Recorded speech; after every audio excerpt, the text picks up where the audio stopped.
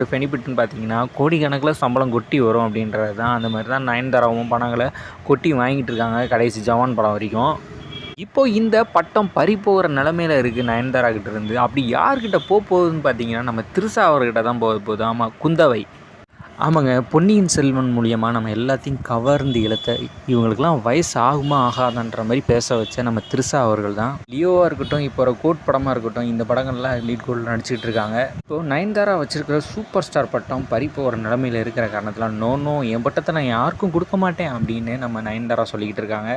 இப்போ தான் சமீப காலமா நம்ம சூப்பர் ஸ்டார் ரஜினிகாந்துக்கும், நம்ம விஜய்க்கும் இதில ஒரு மோதலே இருந்துச்சுன்னு சொல்லலாம். ஸ்டோரீஸ்லாம் வந்துச்சு வெளிய. ஆனா, அதுக்குள்ளேயும் இப்போது நம்ம நயன்தாராவுக்கும், த்ரிஷாவுக்கும் இந்த மாரி ஒரு கிளாஷ் நடந்துகிட்டு இருக்கு. நீங்க மக்களாகிய நீங்க யாருக்கு இப்போ இந்த சூப்பர் ஸ்டார் பட்டத்த குடுக்கலாம்? நயன்தாராவுக்கே இருக்கட்டுமா? இல்ல நம்ம த்ரிஷாவுக்கு குடுக்கலாமா? அப்படின்றத கீழ கமெண்ட் செக்ஷன்ல கமெண்ட் பண்ணுங்க. அதாவது நயன்தாராவுக்கு குடுக்குதுன்னா கமெண்ட் பண்ணுங்க. த்ரிஷாவுக்கு குடுக்கலாம் அப்படின்னீங்கன்னா லைக் பண்ணுங்க. ஓகே, பாய்.